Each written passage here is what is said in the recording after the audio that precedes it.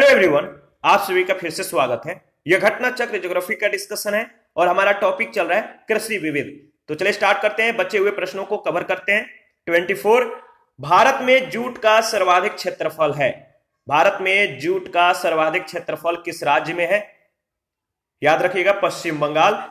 Agricultural statics at a glance 2019 में जारी आंकड़े के अनुसार 2018-19 में प्रमुख जूट उत्पादक राज्यों के अंतर्गत जूट का जो क्षेत्रफल है वो इस प्रकार है। पश्चिम बंगाल 72.31%, बिहार 11.63%, असम 10.52% है। भारत में जूट का कुल कृषि क्षेत्र 0.73 मिलियन हेक्टेयर है। 25 नंबर, निम्नलिखित में से कौन सा समूह रेशे वाली फसलों से संबंधित है? निम्नलिखित में से कौन सा समूह रेशे वाली फसलों से संबंधित है? कपास, जूट और सनई। याद रखिएगा, सी ऑप्शन बिल्कुल सही ऑप्शन है। कपास, जूट, सनई का संबंध रेशे वाली फसलों से है। भारत में सर्वाधिक कपास का उत्पादन महाराष्ट्र में, जूट का उत्पादन पश्चिम बंगाल में होता है। 26 नंबर, वर्ष भर बोई जाने वाली फसल कौन सी है? वर्ष भर बोई जाने वाली फसल है मक्का। मक्का विविध कृषि जलवायु परिस्थितियों के प्रति अनुकूलता के कारण वर्ष भर बोया जा सकता है। 27 नंबर, मक्के की खेती की जा सकती है। मक्के की खेती की जा सकती है वर्ष भर, सालों भर मक्के की खेती की जा सकती है। 28 नंबर, निम्नलिखित कथनों पर विचार कीजिए। विचार करके बताना है कि इन तीनों में से कौन सा कथन सत्य है। पहला है, मक्का का मंड के उत्पादन के लिए प्रयोग किया जा सकता है। बिल्कुल किया जा सकता है, सही कथन है। दूसरा भी सही कथन है, मक्का से निष्कासित तेल जैव डीजल के लिए जो है फीड स्टॉक हो सकता है। तीसरा जो कथन है, मक्का के प्रयोग से एल्कोहली पेय उत्पन्न किया जा सकता है। तीनों कथन इसके संदर्भ में सत्य है, यानी डी ऑप्शन आपका सही ऑप्शन होगा। पहला, दूसरा, तीसरा। मक्के का जो प्रयोग है मंड पाउडर और डेक्सट्रीन सायाटेक्स जैसे मंड उत्पादों के उत्पादन में होता है। इसके अलावा मक्के के तेल का प्रयोग जैव डीजल के उत्पादन के लिए भी किया जाता है। मक्के के प्रयोग से कई प्रकार के एल्कोहली पेय यथा कॉर्न विस्की और काउयम, जो कि ब्राजील की बियर है, आदि तैयार किए जाते हैं। 29 नंबर है, मक्के की फसल पकने की जो अवधि है कितना है? मक्के की फसल पकने की जो अवधि है, देखिए इसमें जो सही जवाब होगा डी ऑप्शन 110 दिन। विभिन्न मौसमों और क्षेत्रों में इस फसल की परिपक्वता अवधि प्राय 90 दिन से लेकर 150 दिन तक होता है। शीतकालीन मौसम में उगाई जाने वाली प्रजातियां अधिक समय लेती हैं, जबकि वसंत एवं ग्रीष्म काल में उगाई जाने वाली प्रजातियां कम समय लेती है। खरीफ की फसल कम समय लेती है, जबकि रबी के दौरान उगाई जाने वाली मक्का की फसल अधिक समय लेती है। देखिए, उपयुक्त विश्लेषण के आधार पर यह कहा जा सकता है कि इस प्रश्न का सही उत्तर विकल्प डी होगा। 30 नंबर है, निम्नलिखित में से कौन C4 पौधा है? निम्नलिखित में से कौन C4 पौधा है? याद रखिएगा, मक्का। C4 पौधा मक्का एवं गन्ना है। चावल, गेहूं, जौ, राई, सोयाबीन, कपास, तंबाकू और आलू ये C3 पौधे के उदाहरण है। याद रखिएगा, C3 और C4। 31 है, भारत के निम्नलिखित राज्यों को उनके मक्का के उत्पादन के अवरोही क्रम में व्यवस्थित कीजिए। नीचे दिए गए कूट से सही उत्तर चुनिए। सही जवाब क्या होगा आपको बताना है, अवरोही क्रम में बताना है। मक्का के उत्पादन के जो राज्य है अवरोही क्रम में कौन कौन से होंगे? तो देखिए इसका सही जवाब होगा आंध्र प्रदेश, इसके बाद कर्नाटक, राजस्थान और बिहार, यानी डी ऑप्शन बिल्कुल सही ऑप्शन है। ठीक है, याद रखिएगा। और इसके बारे में डिस्कस कर लेते हैं। प्रश्नकाल के दौरान भारत के मक्का उत्पादन राज्यों का जो अवरोही क्रम है, आंध्र प्रदेश, कर्नाटक, राजस्थान, बिहार। आर्थिक समीक्षा 2020-21 के आंकड़े के अनुसार, इसको ध्यान रखिएगा, जो न्यू डेटा है बहुत ज्यादा इंपॉर्टेंट है। आर्थिक समीक्षा 2020-21 के आंकड़े के अनुसार मक्का उत्पादक अग्रणी 3 राज्य जो क्रम है कर्नाटक, मध्य प्रदेश और तेलंगाना। कर्नाटक, मध्य प्रदेश और तेलंगाना। 32 है, शक्तिमान 1 और शक्तिमान 2 आनुवांशिक परिवर्तित फसलें हैं। शक्तिमान 1 और शक्तिमान 2 आनुवांशिक परिवर्तित फसलें हैं। किसकी? मक्का की। शक्तिमान 1 और शक्तिमान 2 मक्का की आनुवांशिक परिवर्तित उच्च किस्में हैं। 33 है, केसर का वाणिज्यिक स्तर पर उत्पादन निम्न में से किस राज्य में होता है? केसर का वाणिज्यिक स्तर पर उत्पादन निम्न में से किस राज्य में होता है? सही जवाब है जम्मू और कश्मीर। देखिए सैफरॉन यानी केसर का वाणिज्यिक स्तर पर उत्पादन जम्मू और कश्मीर में होता है, इसे जाफरान भी कहते हैं। 34 है, केसर की सबसे अधिक मात्रा उत्पन्न होती है। केसर की सबसे अधिक मात्रा उत्पन्न होती है कहां पर? कश्मीर में, याद रखिएगा। भारत में केसर यानी सैफरॉन की सबसे अधिक मात्रा कश्मीर घाटी में उत्पन्न की जाती है। भारत के अतिरिक्त केसर के अन्य महत्वपूर्ण उत्पादक देश स्पेन, ईरान, ग्रीस, इटली है। स्पेन और ईरान मिलकर विश्व में कुल केसर उत्पादन का 80% से अधिक केसर उत्पादित करते हैं। 35 सूची 1 सूची 2 के साथ आपको मिलान करना है। एक तरफ फसलें, दूसरे तरफ भौगोलिक परिस्थितियां दी गई है। तो चलिए मिलान करते हैं और बताइए आप कि इसका सही ऑप्शन क्या होगा। मिलान कीजिए। तो देखिए जो जौ है, जौ का जो संबंध है ठंडी जलवायु तथा अपेक्षाकृत कम उपजाऊ मृदा से, ठीक है, ए का 2। इसके बाद जो चावल है, चावल का जो परिस्थितियां होनी चाहिए इसके कृषि के लिए तप्त और नम जलवायु तथा उपजाऊ मृदा। मिलेट यानी ज्वार, बाजरा आदि, इसके लिए जो उपयुक्त परिस्थितियां होनी चाहिए किस प्रकार की? तो तप्त और शुष्क जलवायु तथा अल्प उपजाऊ मृदा। इसके बाद जो चाय है, चाय गर्म और नम जलवायु तथा उच्च तुंगता। इसका सही जो विकल्प होगा वो होगा ए ऑप्शन। दोबारा से रिवीजन कर लेते हैं ताकि आपको अच्छे से याद हो जाए। जौ जो है ठंडी जलवायु तथा अपेक्षाकृत कम उपजाऊ मृदा में पैदा हो सकता है। चावल के लिए जो भौगोलिक परिस्थितियां होनी चाहिए तप्त और नम जलवायु तथा उपजाऊ मृदा। मिलेट के लिए तप्त और शुष्क जलवायु तथा अल्प उपजाऊ मृदा। चाय के लिए गर्म और नम जलवायु तथा उच्च तुंगता। 36 है, सूची 1 सूची 2 के साथ आपको मिलान करना है। तो चलिए मिलान करते हैं। तो देखिए इसका जो सही जवाब होगा कपास। बताइए कपास के लिए जो सही होगा, इसका सही जवाब क्या है? कपास के लिए देखिए वर्षा 500 से 1000 mm, तापमान 18 से 22 डिग्री सेंटीग्रेड। कपास के लिए जो वर्षा और टेम्परेचर की जो आवश्यकता होती है। फ्लैक्स के लिए बताइए, फ्लैक्स के लिए जो है वर्षा 600 से 800 mm और तापमान 5 डिग्री से 18 डिग्री सेंटीग्रेड के मध्य। चुकंदर के लिए बताइए कितना तापमान और कितना वर्षा की आवश्यकता होती है चुकंदर के लिए? तो देखिए चुकंदर के लिए जो सही है वो है आपका 500 से 600 mm वर्षा और तापमान 18 से 22 डिग्री सेंटीग्रेड। और पटसन के लिए जो वर्षा होनी चाहिए 1500 से 2000 mm और तापमान 25 से 35 डिग्री सेंटीग्रेड। यानी जो इसका मिलान होगा डी ऑप्शन में दिया गया है। आप एक बार एनालिसिस कर लीजिएगा। कपास के लिए 20 से 25 डिग्री सेंटीग्रेड तापमान और 50 से 75 सेंटीमीटर वार्षिक वर्षा की आवश्यकता होती है। पटसन के लिए 150 सेंटीमीटर यानी 1500 mm से अधिक वर्षा की आवश्यकता होती है। 27 डिग्री सेंटीग्रेड औसत तापमान की जरूरत होती है। 37 नंबर है, निम्नलिखित में से किस एक की खेती पौधा का प्रतिरोपण करके की जाती है? किस एक की खेती पौधा का प्रतिरोपण करके की जाती है? तो सही जवाब है प्याज, सी ऑप्शन।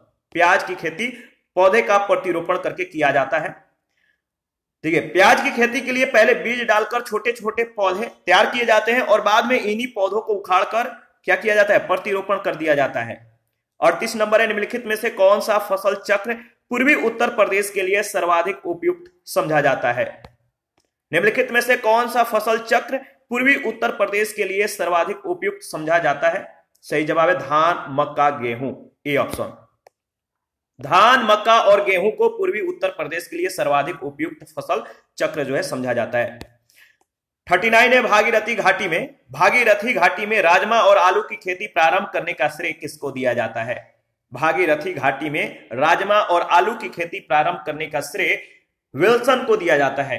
भागीरथी घाटी में राजमा और आलू की खेती प्रारंभ करने का श्रेय फ्रेडरिक विल्सन को दिया जाता है। 19वीं शताब्दी में भागीरथी घाटी में स्थायी रूप से बसने वाले वे प्रथम गोरे व्यक्ति थे। उन्हें पहाड़ी एवं राजा ऑफ हर्सिल के उपनाम से संबोधित किया जाता है। और 40 नंबर है सूची 1 सूची 2 के साथ आपको मिलान करना है। तो चलिए मिलान करते हैं। देखिए कॉफी बोर्ड कहां पर है? कॉफी बोर्ड बंगलुरु, याद रखिएगा। रबर बोर्ड बताइए, रबर बोर्ड कोट्टायम। और चाय बोर्ड कहां है? कोलकाता।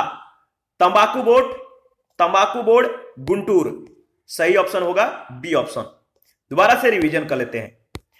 देखिए coffee board Bengaluru, rubber board Kottayam, चाय बोर्ड कोलकाता, तंबाकू बोर्ड गुंटूर। आगे बढ़ते हैं 41। सब्जी उत्पादन में भारत का स्थान कौन सा है?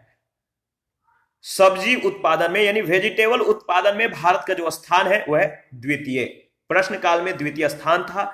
विश्व सब्जी, याद रखिएगा, विश्व सब्जी व मेलन उत्पादन में चीन प्रथम स्थान, इसके बाद भारत का द्वितीय स्थान आता है।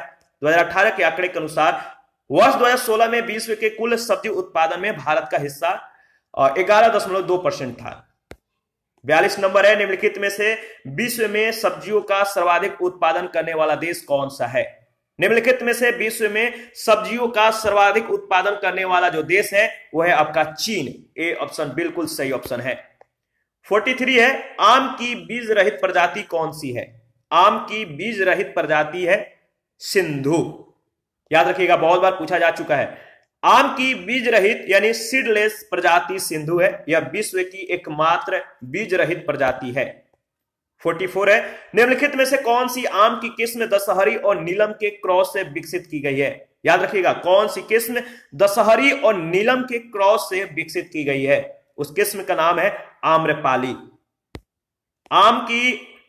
आम्रपाली किस्म भारतीय कृषि अनुसंधान संस्थान पूसा के द्वारा 1971 में दशहरी और नीलम के क्रॉस से विकसित की गई थी। 45 है, ललित जिसकी उन्नत किस्म है वह है, ललित किसकी किस्म है? ललित अमरूद की किस्म है।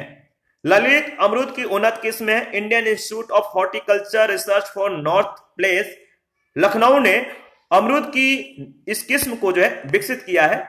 वाणिज्यिक उत्पादन के लिए इस किस्म की संतुति की गई है।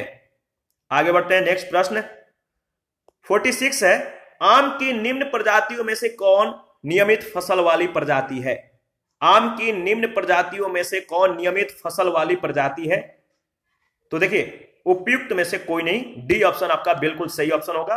विकल्प में दी गई आम की प्रजातियां दशहरी 1, चौसा एवं लंगड़ा नियमित फसल वाली प्रजाति नहीं है। दशहरी 51 नियमित फसल वाली प्रजाति है, जबकि विकल्प में दशहरी 1 दिया गया है। आम की नियमित फसल वाली जो अन्य प्रजातियां हैं, याद रखिएगा, तोतापुरी या बेंगालोरा, नीलम और आम्रपाली, ये तीनों जो है नियमित फसल वाली प्रजातियां हैं। आम की नियमित फसल वाली अन्य प्रजातियां हैं। 47 है, कंचन एक उन्नत किस्म है। किसका? कंचन एक उन्नत किस्म है आंवला का, बी ऑप्शन। देखिए आंवला का जो फल है, आंवला के फल औषधीय गुणों से युक्त होता है। इसमें विटामिन सी बहुत मात्रा में यानी प्रचुर मात्रा में पाया जाता है। कंचन आंवला का जो अन्य उन्नत किस्में हैं इसको याद रखिएगा, कंचन, कृष्णा, बनारसी आदि इसकी उन्नत किस्में हैं। 48 है, गंगा वाराणसी एक प्रजाति है। गंगा वाराणसी एक प्रजाति है किसकी? देखिए काशी गंगा लौकी की प्रजाति है, काशी मधु खरबूजे की प्रजाति है, जबकि आंवला की प्रजाति बनारसी है। बनारसी नाम की प्रजाति जो है अमरूद की भी होती है, जो तमिलनाडु और आंध्र प्रदेश में उगाई जाती है। विकल्प में दिए गए फसलों में गंगा वाराणसी नाम की किसी प्रजाति का उल्लेख नहीं प्राप्त होता है। 49 है, निम्नलिखित में से कौन सही सुमेलित नहीं है? कौन सही सुमेलित नहीं है आपको बताना है।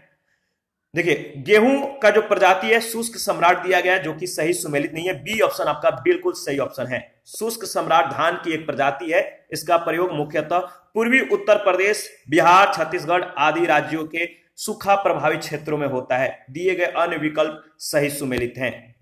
आगे बढ़ते हैं, 15 नंबर है, किस राज्य में केले का अधिकतम उत्पादन होता है? किस राज्य में केले का अधिकतम उत्पादन होता है? सही जवाब है तमिलनाडु, यानी ए ऑप्शन, याद रखिएगा। ठीक है, प्रश्न काल में केले का सर्वाधिक उत्पादन राज्य तमिलनाडु था।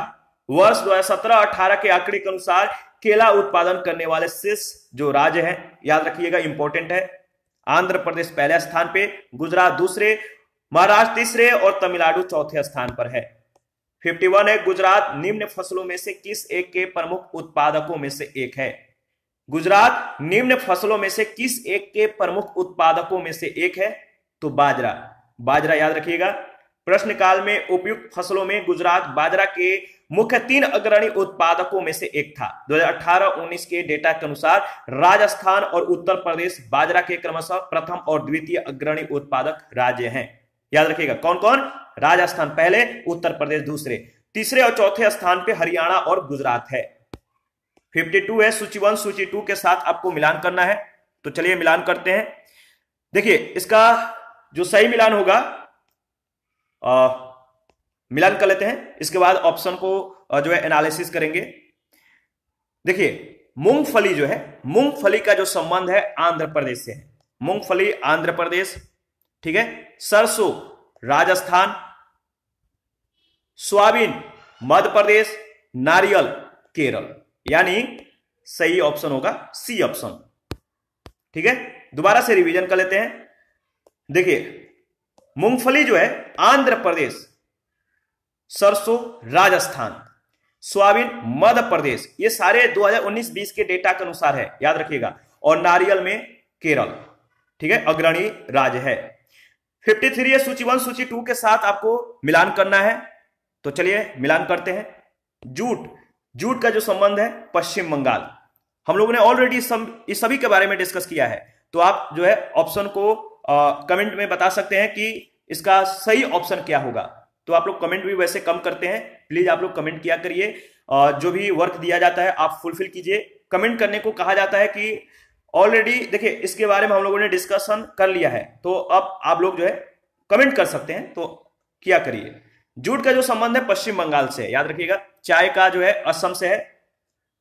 रबर का बताइए, रबर का जो संबंध है, रबर का केरल से है। और गन्ना उत्तर प्रदेश, यानी इसका सही जो ऑप्शन होगा ये ऑप्शन, ध्यान रखिएगा। दोबारा से रिवीजन कर लेते हैं। जूट का संबंध पश्चिम बंगाल, यानी जूट का सबसे ज्यादा उत्पादन पश्चिम बंगाल में होता है, चाय का असम में, रबर का केरल और गन्ना का उत्तर प्रदेश में। 54 है, बोरलॉग पुरस्कार निम्न में से किस एक वैज्ञानिक क्षेत्र में दिया जाता है? बोरलॉग पुरस्कार निम्न में से किस एक वैज्ञानिक क्षेत्र में दिया जाता है? तो कृषि विज्ञान के क्षेत्र में। बोरलॉग पुरस्कार कृषि विज्ञान के क्षेत्र में दिया जाता है। इस पुरस्कार की शुरुआत 1972 में नोबेल पुरस्कार विजेता नॉर्मन ई बोरलॉग के नाम पर किया गया।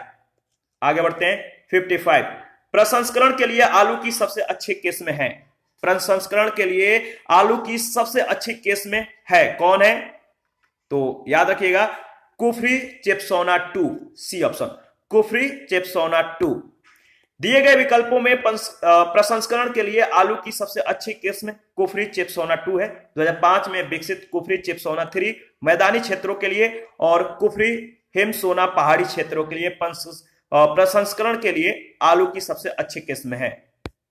56 है, राष्ट्रीय खाद्य सुरक्षा मिशन का एक लक्ष्य धारणीय नीति से देश के चुनिंदा जिलों में खेतीगत जमीन में बढ़ोतरी और उत्पादकता में वृद्धि लाकर कुछ फसलों की उत्पादकता में वृद्धि लाना है। ये फसलें कौन कौन सी है? बताइए फसलें कौन कौन सी है? ये फसलें हैं केवल चावल, गेहूं और दलहन, बी ऑप्शन।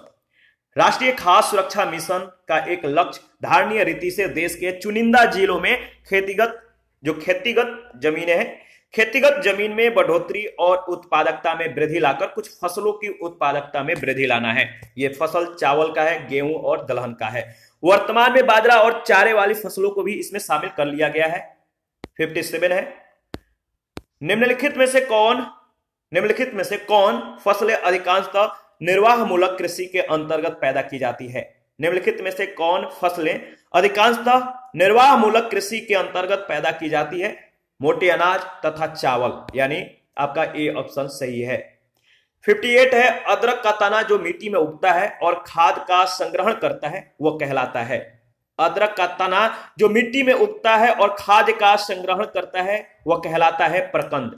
अदरक का तना जो मिट्टी में उगता है और खाद का संग्रहण करता है वह प्रकंद कहलाता है। आगे बढ़ते हैं। प्रश्न संख्या 59, निम्नलिखित में से कौन अनाज के दानों का उत्पाद है? निम्नलिखित में से कौन अनाज के दानों का उत्पाद है?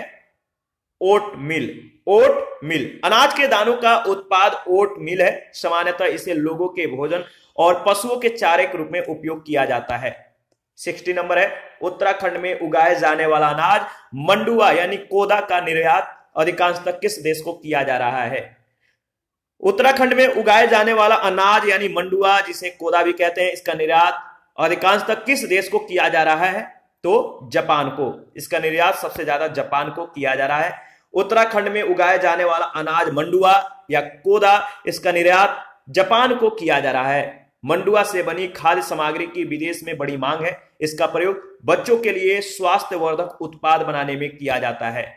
61, भारत की निम्नलिखित फसलों पर विचार कीजिए। भारत की निम्नलिखित फसलों पर विचार कीजिए। पहला है मूंगफली, दूसरा है तिल, तीसरा है बाजरा। उपयुक्त में से आपको बताना है कि कौन से प्रमुखतः वर्षा आधारित फसल है। तो देखिए ये तीनों जो है वर्षा आधारित फसल है और इसके बारे में देख लेते हैं। मूंगफली, तिल, बाजरा की कृषि शुष्क कृषि क्षेत्रों में की जाती है। इन फसलों की सिंचाई लगभग पूर्णतः वर्षा पर निर्भर होती है। 62 है, भारत की निम्नलिखित फसलों पर विचार कीजिए। भारत की निम्नलिखित फसलों पर विचार कीजिए। पहला लोबिया, दूसरा मूंग और तीसरा अरहर है।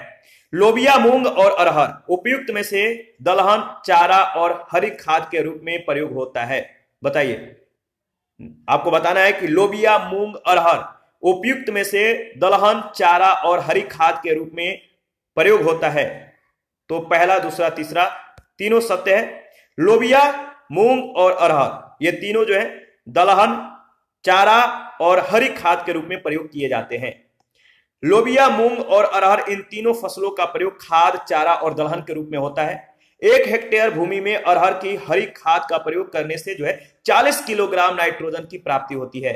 संघ लोक सेवा आयोग के द्वारा जारी उत्तर कुंजी में इस प्रश्न का उत्तर विकल्प ए को माना गया था। ध्यान रखिएगा।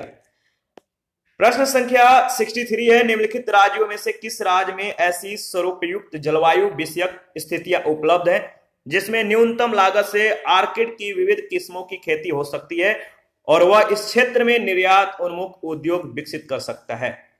निम्नलिखित राज्यों में से किस राज्य में ऐसी स्वरूपयुक्त, ठीक है, निम्नलिखित राज्यों में से किस राज्य में ऐसी स्वरूपयुक्त जलवायु विषयक स्थितियां उपलब्ध है जिसमें न्यूनतम लागत से आर्किड की विविध किस्मों की खेती हो सकती है और वह इस क्षेत्र में निर्यात उन्मुख उद्योग विकसित कर सकता है? सही जवाब है अरुणाचल प्रदेश। अरुणाचल प्रदेश में जलवायु की सुलभता के कारण न्यूनतम लागत से आर्किड की विविध किस्मों की खेती हो सकती है जिससे वह इस क्षेत्र में निर्यातोन्मुखी उद्योग विकसित कर सकता है। 64 है, निम्नलिखित राज्यों में से कौन सा जनवरी 2016 में भारत का प्रथम जैविक राज्य घोषित हुआ था? निम्नलिखित में से कौन सा राज्य, बताइए कौन सा राज्य जनवरी 2016 में भारत का प्रथम जैविक राज्य घोषित हुआ था? सही जवाब है सिक्किम, डी ऑप्शन। 2016 में देखिए जनवरी 2016 में कह सकते हैं कि वर्षा के सतत प्रयास के दौरान या सतत प्रयास के द्वारा स्वास्थ्य के अनुकूल और पर्यावरण के अनुरूप खेती करते हुए सिक्किम ने भारत का पहला जैविक राज्य होने का दर्जा प्राप्त किया। 65 है, भारत के निम्नलिखित राज्यों में से किसे देश का प्रथम पूर्ण रूप से जो है जैविक राज्य घोषित किया गया है? किस राज्य को देश का प्रथम पूर्ण रूप से जैविक राज्य घोषित किया गया है? सिक्किम इसका सही जवाब होगा। 66, निम्नलिखित विशेषताएं भारत के एक राज्य की विशिष्टताएं हैं। निम्नलिखित विशेषताएं भारत के एक राज्य की विशिष्टताएं हैं। पहला, उसका उत्तरी भाग शुष्क एवं अर्धशुष्क है। दूसरा, उसके मध्य भाग में कपास का उत्पादन होता है। तीसरा, उस राज्य में खाद्य फसलों की तुलना में नकदी फसलों की खेती अधिक होती है। इसका सही जवाब क्या होगा आपको बताना है। देखिए इसका सही जवाब होगा, बताइए, इसका सही जवाब होगा गुजरात यानी बी ऑप्शन। गुजरात के बारे में सारा इंफॉर्मेशन दिया गया है। गुजरात राज्य का उत्तरी भाग शुष्क एवं अर्ध शुष्क है तथा उसके मध्य भाग में कपास की कृषि व्यापक पैमाने पर की जाती है। यहाँ खाद्य फसलों की तुलना में नकदी फसलों की खेती अधिक होती है। ठीक है, आगे बढ़ते हैं। नेक्स्ट प्रश्न है, प्रश्न संख्या 67 है, भारत में ग्वार यानी क्लस्टर बीन का पारंपरिक रूप से सब्जी या पशु आहार के रूप में उपयोग किया जाता है, किंतु हाल ही में इसकी खेती ने महत्व का स्थान प्राप्त किया है। इस संदर्भ में निम्नलिखित में से कौन सा एक कथन सही है?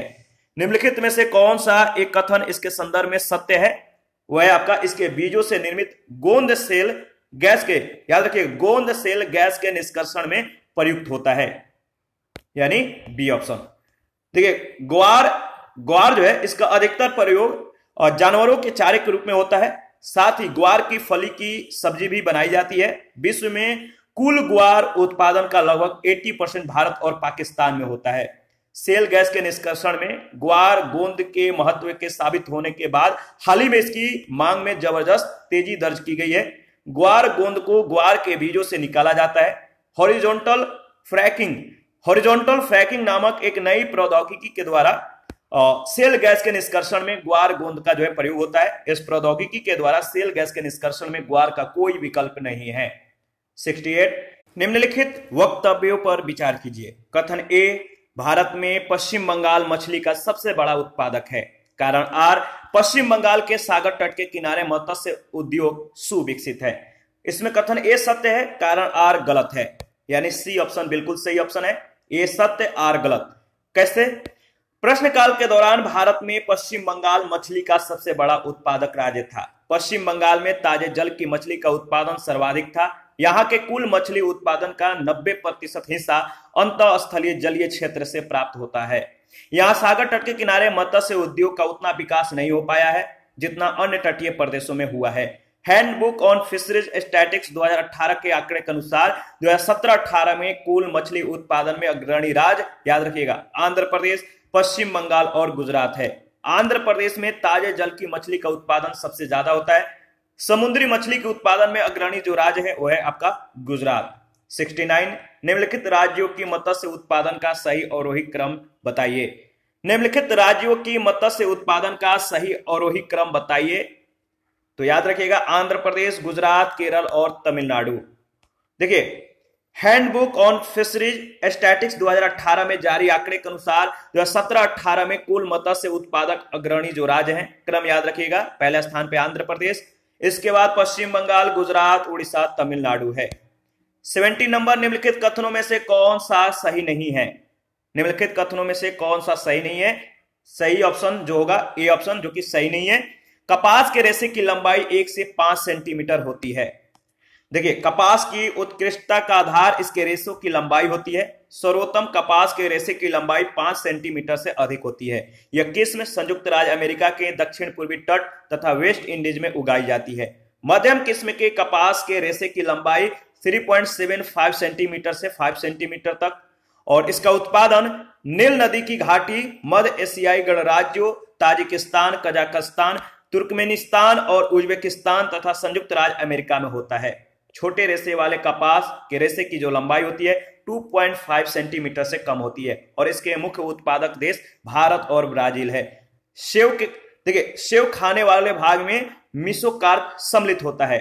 आयोग ने इस प्रश्न का उत्तर विकल्प डी माना था। 71 है, निम्नलिखित कथनों में से आपको बताना है कौन सा सही नहीं है। निम्नलिखित कथनों में से कौन सा सही नहीं है?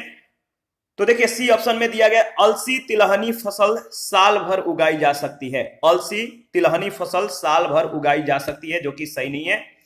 गेहूं, जौ, अलसी, रेपसीड, सरसों, चना आदि रबी की मौसम की फसलें हैं, यानी रबी की फसलें हैं, और इनकी बुआई अक्टूबर दिसंबर में और कटाई अप्रैल मई में होती है। ध्यान रखिएगा। आगे बढ़ते हैं, प्रश्न संख्या 72, निम्नलिखित कथनों में से कौन सा कथन सही है?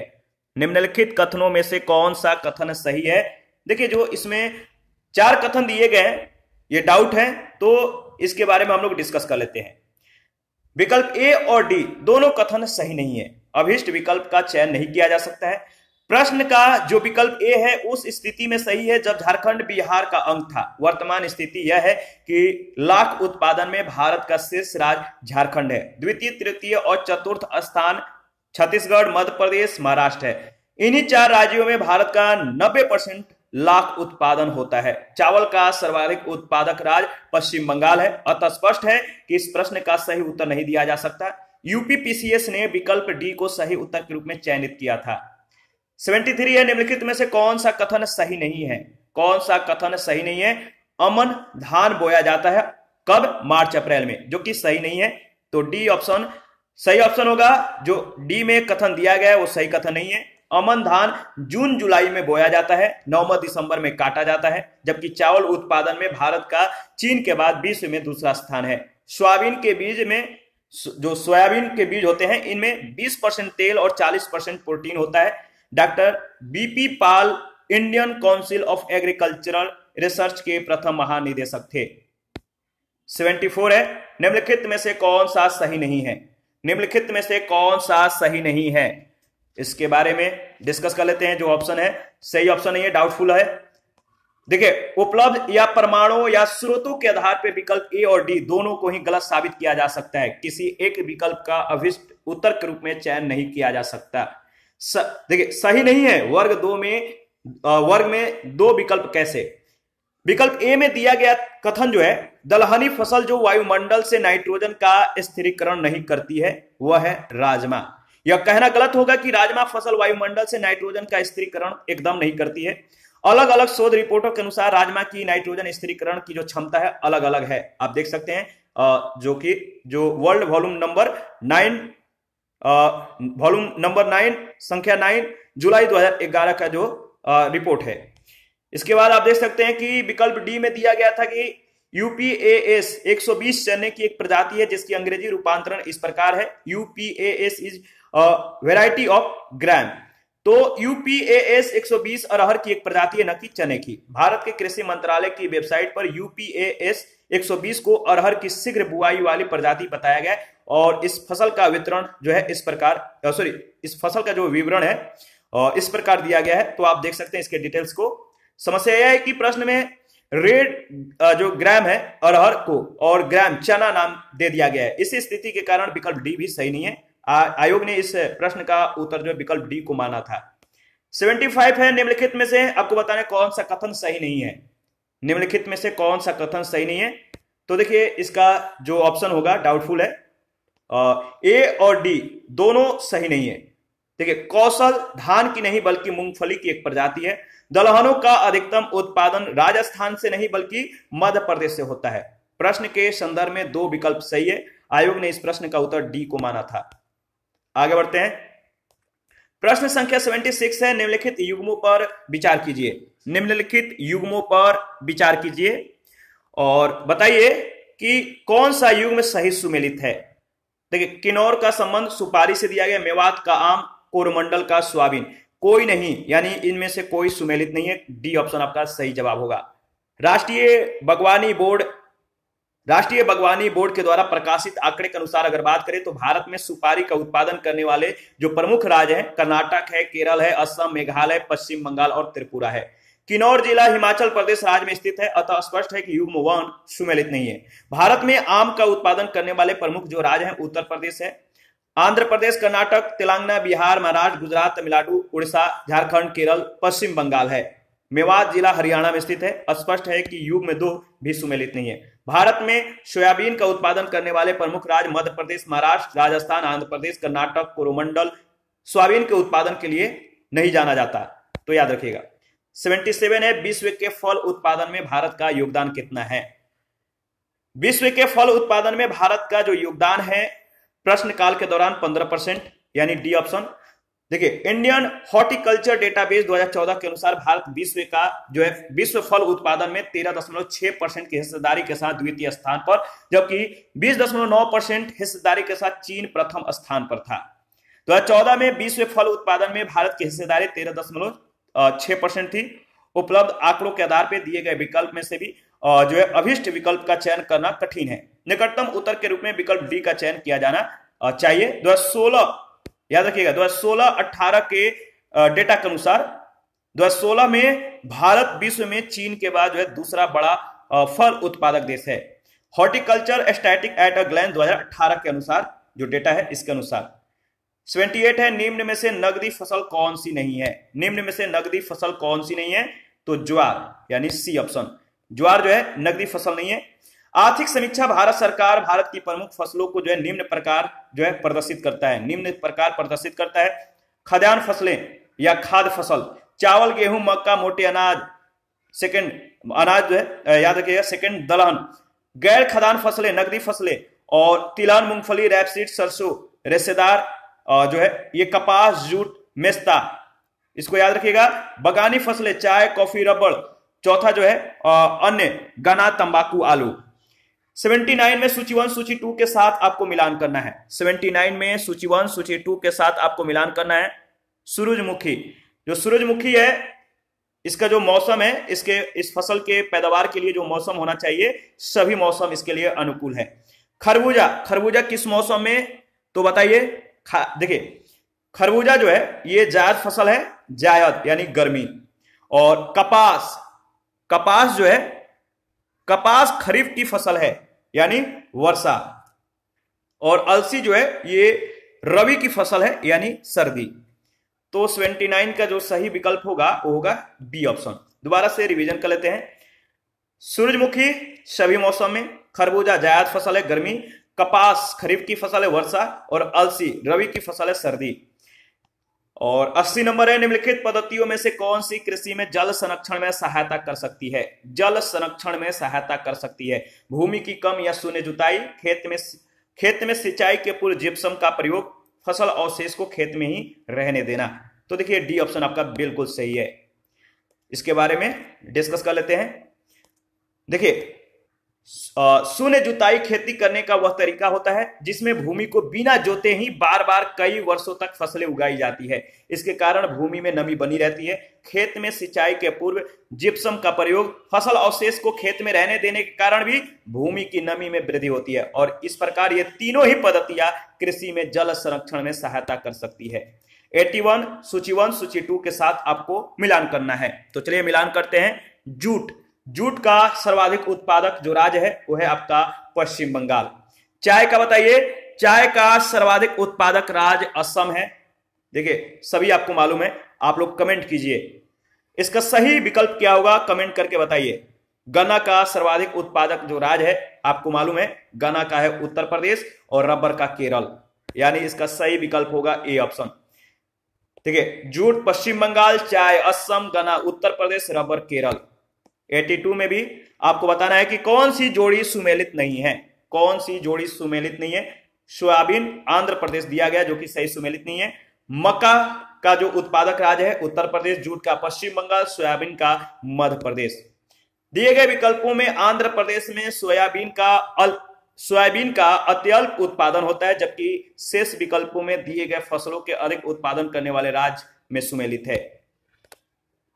83 है, भारत के विभिन्न क्षेत्रों में उत्पादित सुल्तान, गुलाबी और काली चंपा निम्नलिखित प्रमुख फलों में से किसकी किस्में हैं। सुल्तान, गुलाबी और काली चंपा निम्नलिखित प्रमुख फसलों में से किसकी किस्में हैं। अंगूर की, याद रखिएगा। देखिए गुलाबी, काली चंपा, सुल्तान, अनाव, शाही आदि अंगूर की प्रजातियां हैं। 84 निम्नलिखित में से कौन सा सही सुमेलित नहीं है। कौन सा सही सुमेलित नहीं है आपको बताना है। इसका सही जवाब क्या होगा। देखिए इसका सही जवाब होगा धान। धान का संबंध जो दिया गया है बथुआ के साथ दिया गया है, जो कि सही सुमेलित नहीं है। बथुआ का वानस्पतिक नाम चिनोपोडियम एल्बम है। चिनोपोडियम एल्बम यह प्रायः गेहूं, मटर, सरसों आदि की फसलों में खरपतवार के रूप में उगता है। इसके हरे पत्तों का उपयोग सब्जियों के रूप में भी होता है। यह धान की फसल में नहीं उगता। 85 निम्नलिखित में से कौन सा सही सुमेलित नहीं है। निम्नलिखित में से कौन सा सही सुमेलित नहीं है।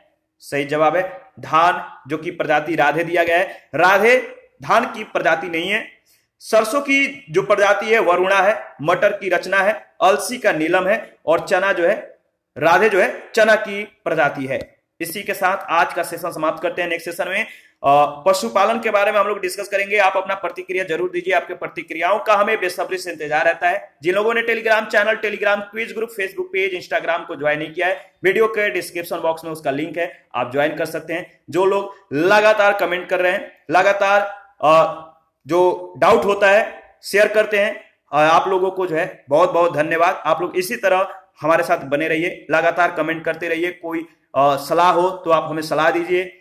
कुछ बदलाव हो तो भी आप हमें बताइए, कमेंट करके बता सकते हैं, या आप इंस्टाग्राम पे हमें चैट कर सकते हैं, या फेसबुक पेज में जाकर वहां पे भी हमें आप मैसेज कर सकते हैं। कोई भी सलाह हो, कोई डाउट हो किसी प्रश्न में या किसी टॉपिक में, तो भी आप हमें कमेंट कर सकते हैं। तो आप अपना प्रतिक्रिया जरूर दीजिए। Thank you. मिलते हैं नेक्स्ट सेशन में।